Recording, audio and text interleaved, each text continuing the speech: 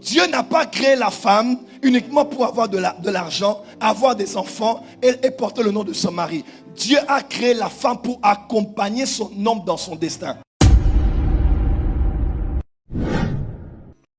Ça ne peut pas te plaire, je suis désolé, mais laisse-moi te dire, Dieu avait donné à Adam une mission et il a suscité Ève pour qu'elle soit son aide. Non pas l'aide sexuelle d'abord, non pas l'aide en manque de compagnie, non pas l'aide financière, mais Dieu a créé la femme pour accompagner l'homme dans la mission qu'il lui a donnée. La femme est comme le copilote, c'est l'homme le pilote. Dieu n'a pas appelé la femme de dire, chérie, tu es fatiguée, mets-toi à côté, c'est moi qui porte la culotte. Non.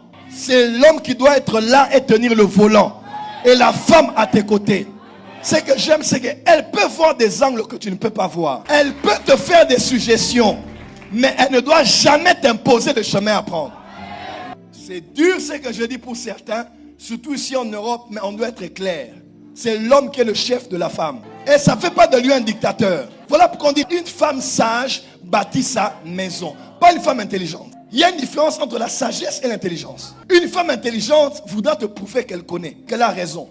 Te prouver d'ailleurs que tu as vu, tu t'es cogné. Elle t'avait prévenu. Elle change de démarche en voulant prendre de la gloire. Ça, c'est une femme intelligente. Elle sait, elle connaît et elle a raison.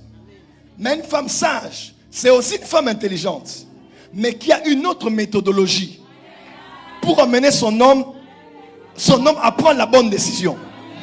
Là où l'intelligente veut des débats, la sage peut être tranquille et aller à genoux.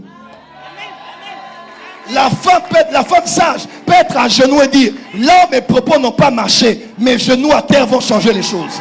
J'aime les femmes intelligentes, mais je préfère les femmes sages. L'intelligence ne bâtit pas, c'est la sagesse qui bâtit.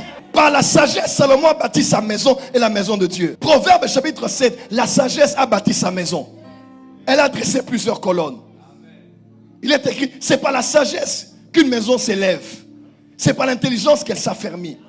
L'apôtre Paul dit, j'ai bâti comme un sage architecte.